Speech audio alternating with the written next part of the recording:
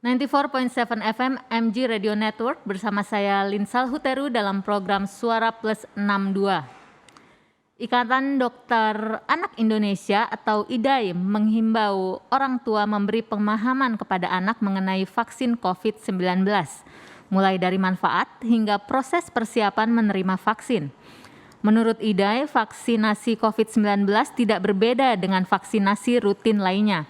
Namun orang tua perlu menjelaskan apa yang akan diterima anak dan kemungkinan kejadian ikutan pasca imunisasi atau KIPI usai divaksin, seperti tangan pegal hingga demam.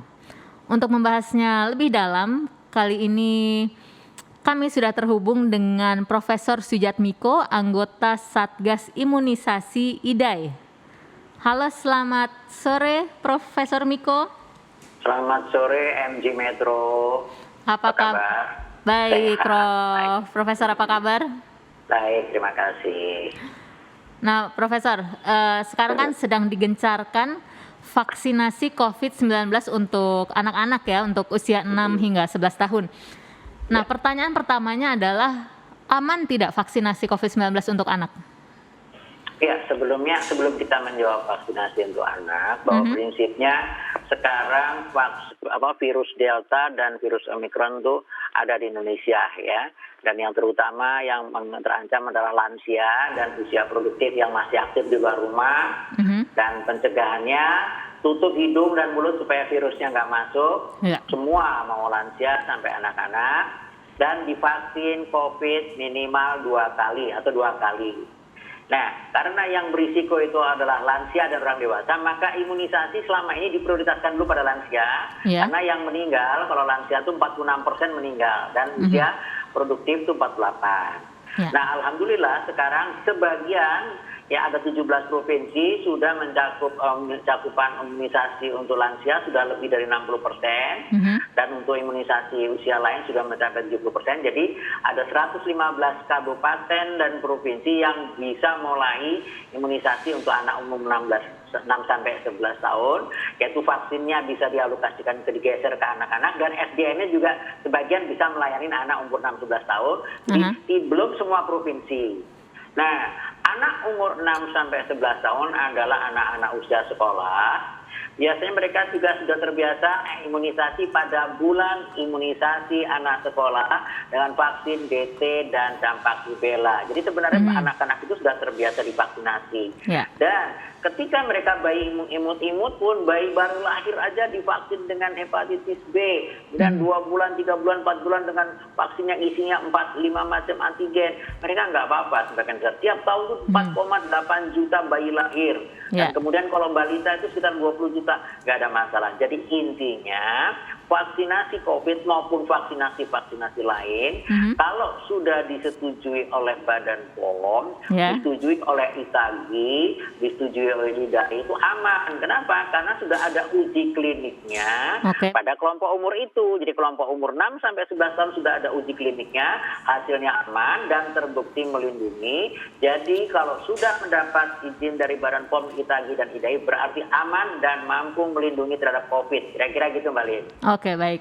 Nah, Profesor, bisa tolong dijelaskan bagaimana skema vaksinasi yang baik untuk anak?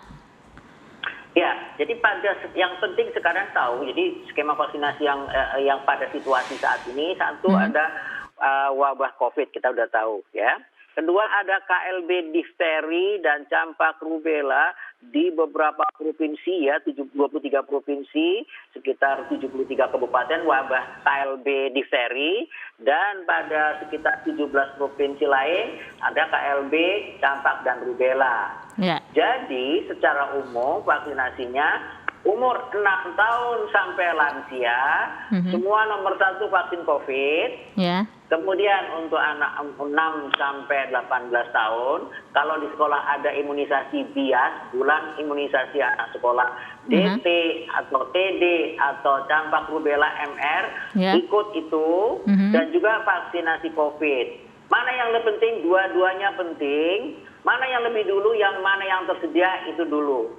Nah, bagaimana adik-adiknya yang di bawah umur 6 tahun, belum ada vaksin COVID yang uji klinik untuk di bawah 6 tahun yang disetujui di Indonesia, maka di bawah 6 tahun minimal mereka imunisasi DPT, ya HB pentavalen itu minimal 4 kali. Kalau bisa 5 kali lebih bagus, 4 kali minimal. Dan campak rubella minimal 2 kali, yaitu umur 9 bulan dan 18 bulan. Demikian Mbak Lin. Oke, berarti misalnya misalnya hari ini dia menerima vaksin MR atau tetanus gitu. Kapan anak itu bisa disuntikan vaksin COVID? Minimal Berapa? 2 minggu, Mbak. Oh, 2 minggu minimal sudah 2 boleh. minggu. Setelah 2 minggu boleh. Tapi kalau dia baru sembuh dari sakit COVID ringan 1 bulan.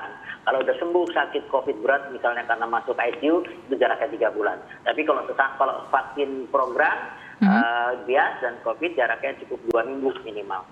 Oke. Untuk jaraknya sendiri dari vaksin COVID pertama dan vaksin kedua apakah sama seperti yang dewasa? Sama persis, bahkan vaksinnya juga sama, dosisnya juga sama. Timbul pertanyaan orang tua, lah kok vaksin anak-anak kok dosisnya sama dengan orang dewasa? Itu berdasarkan hasil uji klinik. Kalau dikasih dosis yang lebih rendah, ternyata kekebalannya juga lebih rendah. Kalau dikasih dosis yang standar, itu ternyata kekebalannya bagus. Jadi itu berdasarkan hasil uji klinik, bukan menebak-nebak gitu, Mbak Lin. Oke, jadi untuk saat ini hanya CoronaVax dari Sinovac saja yang bisa untuk anak-anak ya, Prof ya?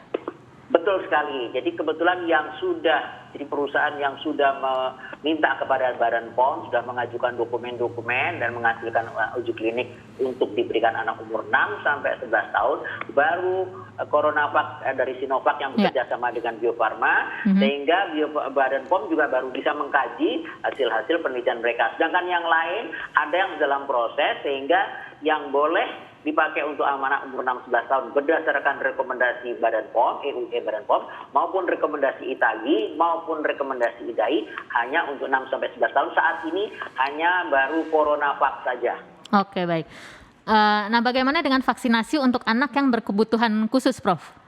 Ya, bagus sekali ini pertanyaannya. Jadi intinya, anak-anak ADHD, anak-anak sindrom Down, anak-anak cerebral palsy, anak-anak yang gangguan pendengaran penglihatan, selama mereka tidak ada gangguan kekebalan, dan pada umumnya nggak ada gangguan kekebalan, maka boleh divaksin. Justru mereka yang harus diprioritaskan juga termasuk anak-anak yang di panti asuhan. Kenapa? Anak-anak dengan autis, dengan ADHD itu nggak bisa pakai masker, nggak bisa jaga jarak dengan baik, ya, anak sindrom Down segala macam.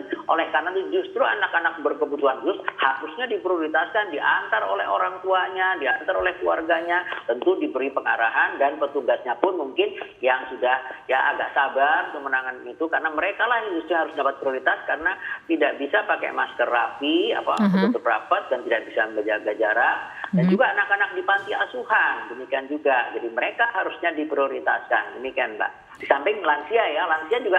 Nah, jadi sekaligus kalau mau ya, anak-anak umur 6 tahun, 12 tahun ke atas, bapak ibunya lansia datang rame-rame vaksinasi bareng, itu lebih bagus sehingga tidak bisa saling menularkan di dalam keluarga. Kalau hanya anak-anak aja yang divaksin, bapak ibunya nggak divaksin, bapak ibunya masih bisa kena ya, atau lansianya juga bisa kena. Jadi satu paket, satu keluarga besar lebih bagus. Iya, proteksi berarti harus satu paket, satu keluarga ya, Profesor ya? Betul, itu lebih bagus. Jadi penularan akan sulit sekali, virusnya nggak bisa menularin ke sini, nggak bisa ke sini, nggak bisa. Akhirnya dia kelepek-kelepek, dia tidak bisa menyebar lagi.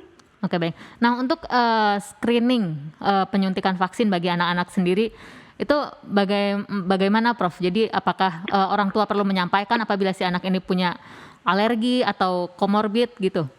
Ya, intinya anak sedang tidak demam. Kalau sedang demam, tunda dulu. Kalau anak asma sedang sesak, ya tunda dulu. Anak sedang misalnya anak yang sakit epilepsi sedang kejang, ya tunda dulu. Tapi walaupun anak asma, kalau dia tidak ada serangan, tidak sesak, boleh divaksin. Anak dengan misalnya hipertensi asal tekanan darahnya normal, ya artinya sudah terkendali dengan obat, teratur stabil, boleh divaksin. Anak dengan diabetes, kalau sudah terkontrol, kadar gulanya bisa terkontrol stabil, boleh divaksin. Jadi intinya, kalau ragu juga orang tua bisa berkonsultasi kepada dokternya, apakah boleh apa tidak. Intinya, kalau dalam keadaan stabil, sakit apapun stabil, dalam kondisi sudah penyakit kronis terutama ya, jadi hipertensi, diabetes, ya asma, itu asal dalam keadaan stabil, terkontrol dengan obat, biasanya aman. Tapi kalau ragu juga tanya kepada dokter yang merawatnya. Begitu, Mbak. Oke, berarti para orang tua kalau anaknya memiliki penyakit penyerta atau komorbid lebih baik berkonsultasi dahulu dengan dokternya ya, Profesor ya. Itu lebih baik. Tapi andai kata belum sempat, datang aja ke tempat pemeriksaan. Nanti situ juga akan ditanya juga, akan ada form-formnya, jadi akan di screening juga. Jadi bisa ditanyakan di situ juga boleh. Nah, kemudian tapi yang sudah pasti sebaiknya ditunda itu misalnya sedang mendapat pengobatan untuk kanker, pengobatan untuk leukemi, atau defisiensi gangguan imun yang primer, dia tidak sistem kekebalannya jelek dengan minum obat-obat. Nah, itu sebaiknya kita tunda dulu. Tapi kalau yang penyakit tadi seperti penyakit jantung dalam keadaan tidak sesak, penyakit ginjal dalam keadaan dia stabil semua fungsi-fungsinya, kemudian hipertensi, diabetes, itu boleh divaksin. Oke. Nah, untuk KIPI usai divaksin, nah, jika anaknya mengalami demam, apakah boleh diberikan obat penurun panas demam seperti orang dewasa? Boleh. Seperti bayi yang imut-imut, kita bayangkan bagi yang punya bayi kecil, bayi lita itu sudah pengalaman, terutama ibu-ibunya. Kalau bapak-bapaknya kadang-kadang nggak ikut imunisasi ya. Bayi yang baru lahir aja divaksin hepatitis B, nggak apa-apa, nggak masalah. Bayi 2 bulan, 3 bulan, 4 bulan DPT, kadang-kadang betul demam, kadang-kadang bengkak. Kasih demam, kasih obat turun panas 1 hari hilang. Bengkak 1 hari, 2 hari, 3 hari kadang hilang. Kalau lebih dari 3 hari belum hilang juga bengkaknya, coba kembali ke dokter, tanyakan. Tapi sangat jarang sekali ya. Apalagi terutama vaksin Coronavac ini paling aman, ini terbukti selama ini dari hasil penelitian kaji klinik gitu, Mbak. Oke, Profesor. Baik, jika di luar sana masih ada orang tua yang ragu nih, imbauan apa yang bisa Profesor Miko kasih kepada mereka bahwa vaksinasi ini begitu penting bagi anak-anak gitu? Ya, jadi bagi orang tua yang sayang kepada anak-anaknya, supaya kalau apalagi yang nanti pembelajaran tatap muka ya, dari rumah naik kendaraan umum atau diantar kemudian tertular selama di kendaraan umum atau di sekolah, tertular dari temannya, tertular dari guru, waktu pulang juga demikian bisa tertular. Nah, kalau orang tua yang sayang pada anaknya, betul-betul ingin melindungi anaknya, tentu tidak ragu-ragu, jangan ragu-ragu. Berikanlah imunisasi, ajaklah anaknya ke tempat imunisasi. Kalau di sekolah ada imunisasi, vaksinasi COVID atau vaksinasi vaksinasi COVID, Coronavac, ayo ajak situ, ditemani kalau perlu, demi anak kita. Bukan siapa lagi yang akan melindungi anak kita kalau bukan kedua orang tuanya, ya. Dan kalau sudah kena, jangan menyesal, ya. Itu pertama, jangan menyesal. Seperti kita masih ingat pada awal-awal kejadian wabah COVID pada awal tahun 2020. Waktu banyak yang menyepelekan sehingga terjadi lonjakan pada Januari 2021 dan lonjakan bulan Juli yang meninggal 1.500 per hari sampai 200 tiap hari meninggal 1.500 orang. Itu banyak yang menyesal, tapi yang juga meninggal agak sedikit. Dan jadi mumpung sekarang vaksinnya masih ada, emang vaksinnya bisa nggak ada? Bisa, karena apa? Vaksinnya itu tersedianya jumlahnya terbatas di dunia, sedangkan 192 negara berebut vaksin, sehingga datangnya pun bergelombang sedikit ya, berebutan. Jadi kita bersyukur saat ini vaksin untuk lansia sudah mulai dikurangi karena sudah mulai tercapai. Anak-anak kita bersyukur. Jadi orang tua yang betul-betul sayang pada anaknya untuk melindungi anaknya, tidak kena COVID, tidak kena prolong COVID, tidak meninggal, coba ajaklah anaknya 6 sampai 12, yang 11 sampai 12 sampai 18 juga, bapak ibunya juga sekalian supaya jangan tertular, dan nenek lansianya juga demikian. Kenapa? Setelah divaksin pun masih bisa terkena, bisa sakit, bisa meninggal. Dan oleh karena itu, selain divaksin tetap pakai masker, maskernya menutup hidung, menutup mulut dan dagu dan pipi supaya virus tidak bisa masuk, ya. Dan jangan bepergian berkerumun kalau tidak perlu, karena walaupun sudah divaksin, perlindungannya tidak 100%, hanya sekitar 96%, sehingga masih ada kemungkinan tertular dan bisa sakit, bisa meninggal, masuk ICU dan meninggal. Demikian, Mbak Lin. Oke, baik. Terima kasih banyak Profesor Sujatmiko atas informasinya.